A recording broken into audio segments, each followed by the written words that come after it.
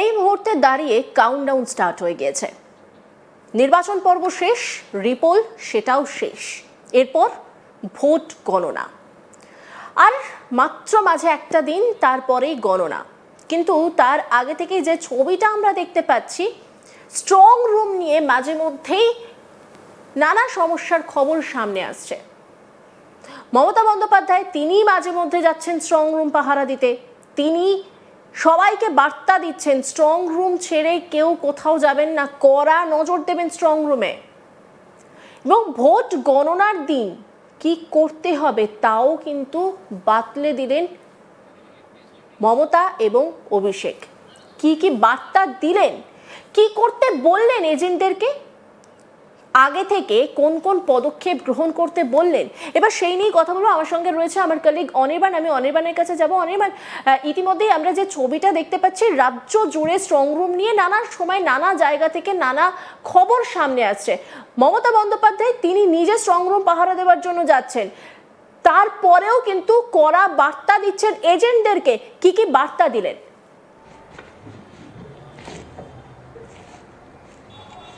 দেখো, এই মুহূর্তে দাঁড়িয়ে স্পষ্টত তৃণমূল কংগ্রেস কোথাও গিয়ে কিন্তু একটা চিন্তার মধ্যে পড়ে গিয়েছে এবং তাদের কিন্তু একটা চাপ রয়েছে। অর্থাৎ চতুর্থবারের জন্য যে সরকার গড়তে চলেছে তৃণমূল কংগ্রেস, তার আগে কি আদেও তারা পারবেন কি পারবেন না, সেই নিয়ে কিন্তু একটা বলা যায় যে চাপ বা সেই নিয়ে একটা জল্পনা কিন্তু ইতিমধ্যেই চলছে। এবং সে কারণেই স্পষ্টত এই মুহূর্তে কোথাও গিয়ে মমতা বন্দ্যোপাধ্যায়, অভিষেক বন্দ্যোপাধ্যায় তারা কিন্তু চাপ অনুভূতি করছেন। এবং মুখ্যমন্ত্রী মমতা বন্দ্যোপাধ্যায়, আমরা যে নাটক, চূড়ান্ত যে নাটক রাজ্য রাজনীতিতে দেখলাম দুদিন আগে, একেবারে বলা যায় যে হঠাৎ করে কুণাল ঘোষ এবং শশী পাঁজা তারা কিন্তু একটি ভিডিও পোস্ট করার পরে তারা চলে গেলেন একেবারে ক্ষুদিরাম অনুশীলন কেন্দ্র, যেখানে এই মুহূর্তে ডিসিআরসি বানানো হয়েছে, অর্থাৎ কাউন্টিং সেন্টার, এবং তার পাশাপাশি কিন্তু স্ট্রং রুম। সেখানে চলে গিয়ে তারা ধর্নায় বসে পড়েছিলেন এবং বিভিন্নভাবে তারা কৈফিয়ত চেয়েছেন যে কি কারণে এই সিসিটিভি ফুটেজে দেখা যাচ্ছে যে দুজন মানুষ তারা গিয়ে ব্যালট খুলছেন বা ব্যালটকে সেগ্রেগেট করছেন।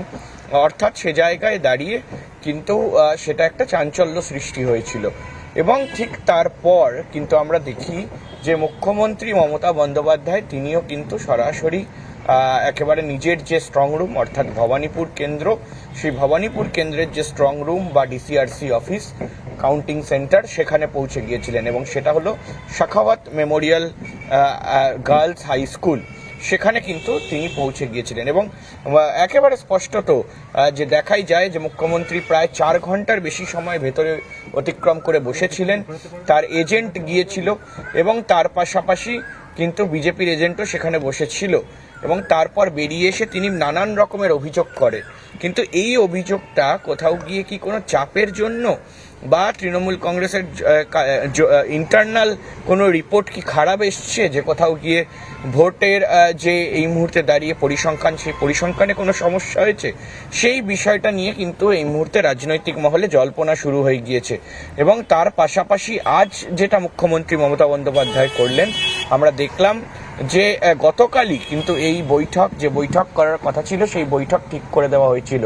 এবং সেই বৈঠকে প্রতিটি কাউন্টিং সেন্টার, বুথের কাউন্টিং সেন্টার, কাউন্টিং এজেন্ট, তাদেরকে কিন্তু এই মিটিংয়ে একেবারে থাকতে বলা হয়েছিল। এবং আমরা দেখি যে প্রতিটি বুথের কাউন্টিং এজেন্ট প্রতিটি আলাদা আলাদা ভাবে কিন্তু তারা ভার্চুয়াল বৈঠকে যোগ দিয়েছিলেন।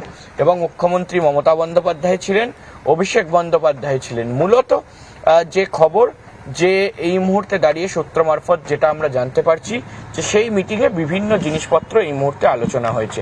তার মধ্যে অবশ্যই মমতা বন্দ্যোপাধ্যায়, অভিষেক বন্দ্যোপাধ্যায় তারা কিন্তু একেবারে বলা যায় যে এই যে পোলিং এজেন্ট বা একেবারে বলা যায় যে বুথ এজেন্ট যারা রয়েছে, তারাই কিন্তু বিএল এর কাজ করেছে, অর্থাৎ বুথ লেভেল এজেন্টের কাজ করেছে।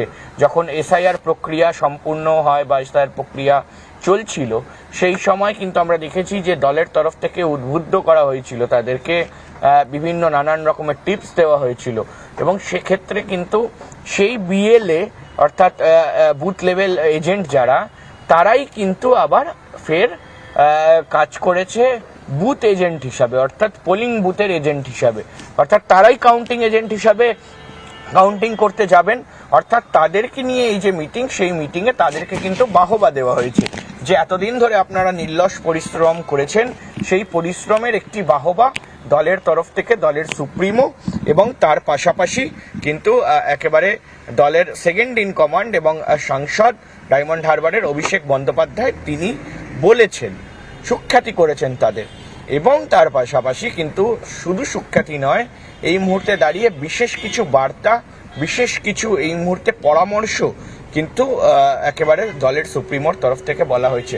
যেমনটা দলের সুপ্রিমো এর আগেও বলেছিলেন একটি ভিডিও বার্তা দিয়ে মমতা বন্দ্যোপাধ্যায়, যে যারা তৃণমূলের কর্মীরা রয়েছেন তারা কিন্তু এবং বুথ এজেন্ট যারা রয়েছেন বা কাউন্টিং এজেন্ট যারা রয়েছেন তারা কিন্তু একেবারে তাদেরকে বলা হয়েছিল যে আপনারা পাহারা দিন, আপনারা স্ট্রং রুম পাহারা দিন, এবং এজেন্ট যারা রয়েছেন ক্যান্ডিডেটের তাদেরকেও স্ট্রং রুম পাহারা দেওয়ার জন্য একটি বিশেষ বার্তা দেওয়া হয়েছিল।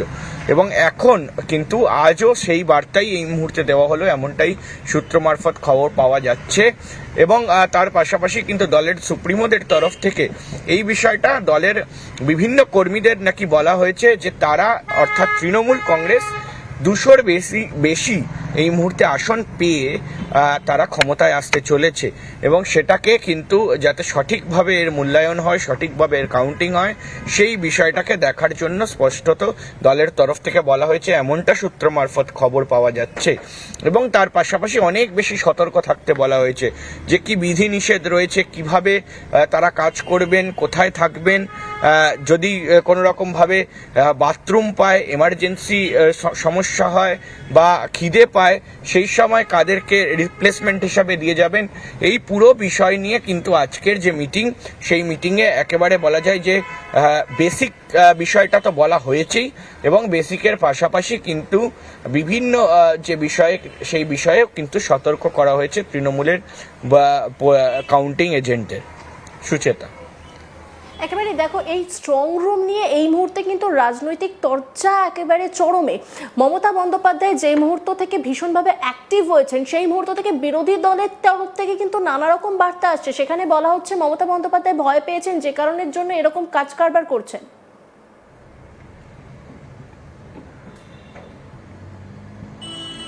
দেখো, এই ধরনের বিষয় তো বলা হয়েছে, অবশ্যই বলা হয়েছে, এবং বিজেপির তরফ থেকে বারবার করে বিভিন্ন ধরনের আক্রমণ কিন্তু তৃণমূল কংগ্রেসের দিকে শানানো হচ্ছে। কেউ বলছেন যে মুখ্যমন্ত্রী মমতা বন্দ্যোপাধ্যায় ভয় পেয়ে গিয়েছেন, কেউ বলছে তৃণমূল কংগ্রেস ভয় পেয়ে গিয়েছে, এবং সে কারণেই হয়তো পুরো বিষয়টাকে নিয়ে এই মুহূর্তে